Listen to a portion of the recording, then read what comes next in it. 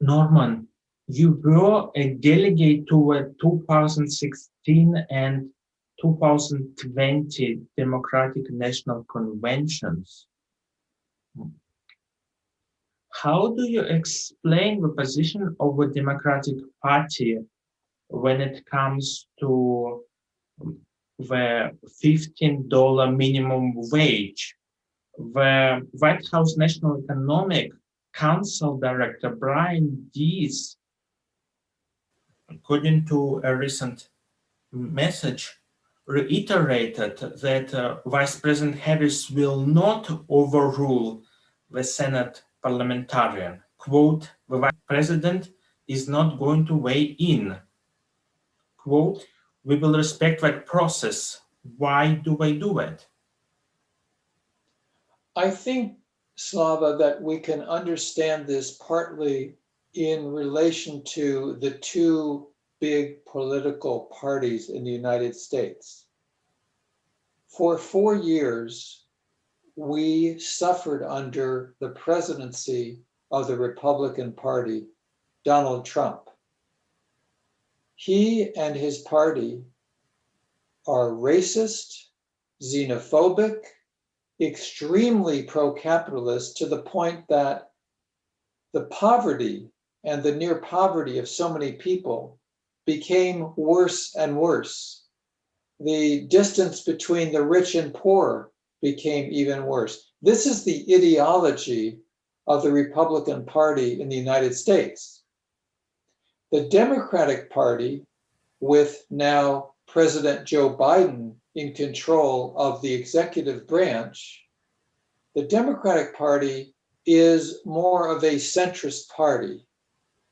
It does not adhere to the extreme right-wing positions, the Milton Friedman type of economics, the predatory capitalism that is embraced by many governments around the world. It does not engage in that, but it is not socialist. It is not progressive. It is trying to balance, without taking the side of workers, balance the power of capital and labor. And so in this situation, we have a decision by the parliamentarian of the US Congress that would block the possibility of enacting a $15 an hour minimum wage mandated by the federal government in the United States. And while on one hand, the Biden administration says they support a $15 an hour wage, the reality is they're not going to fight for it. And so the message that you refer to from Mr. Deese is an example of that ambivalence. It's like, hey, Slava, we want you to get a $15 an hour minimum wage, but we're not going to help you get it. We're just going to say we want it. And if you get it, that's nice, but we're not going to fight for it. And this is the problem with the centrist politics of the Biden administration and centrist regimes generally, whether you talk about Angela Merkel in Germany, whether you talk about Macron in France. These are technocrats. They may lean a little bit right, as in Merkel. They may seem to lean slightly left, perhaps as in Macron, although probably not. But they're not fighting for working people. They're not fighting for children. They're not fighting for the elderly. They're not fighting for people who are disadvantaged. They are not really advocating for the interests of people who are not getting healthcare, education, housing. And this is an ongoing battle, of course, not only in the United States, but essentially in every country of the world.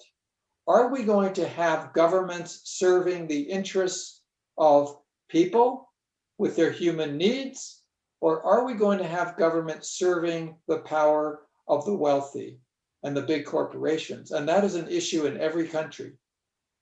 And they're not even fighting when they have a majority, and it wouldn't take too much energy away? Well, in the United States, as elsewhere in the world, most people are working class. The wealthy are a small percentage. When the Occupy movement grew in the United States and elsewhere in the world 10 years ago, the slogan became, "We are the 99%. We're not the 1%, but around the world, to a significant degree, governments are controlled by the 1%. Not entirely, but largely. Maybe not the 1%, maybe the 1/2 of 1%, maybe the 1/10 of 1%, maybe the 100th of the 1%, the very wealthy. And this is the essence of the hostility toward democracy, the oligarchy.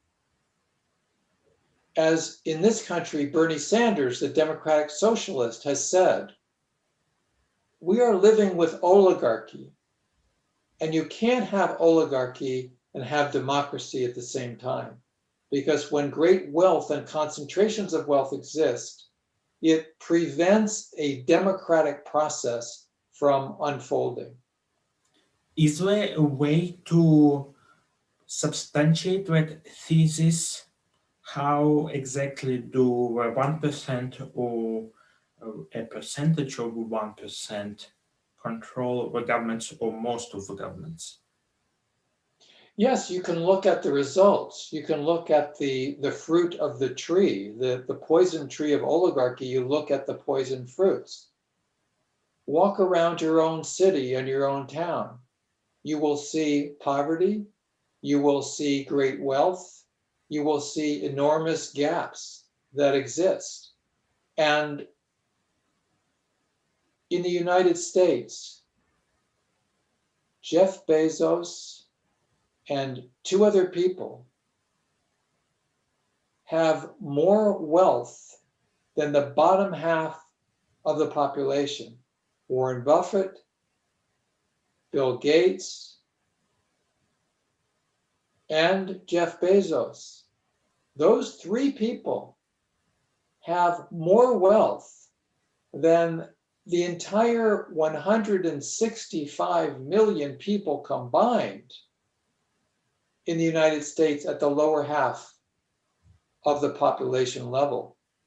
So that's an empirical way of measuring and seeing the results of control over government policy by the very wealthy, because people do want their own interests to be advanced. And if you have a government with a democratic process, then you're going to have the interests of those lower income people reflected.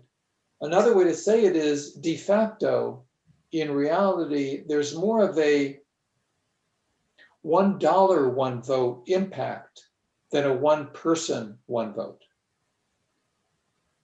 But this can change. Activism is so important within the confines and possibilities of various countries.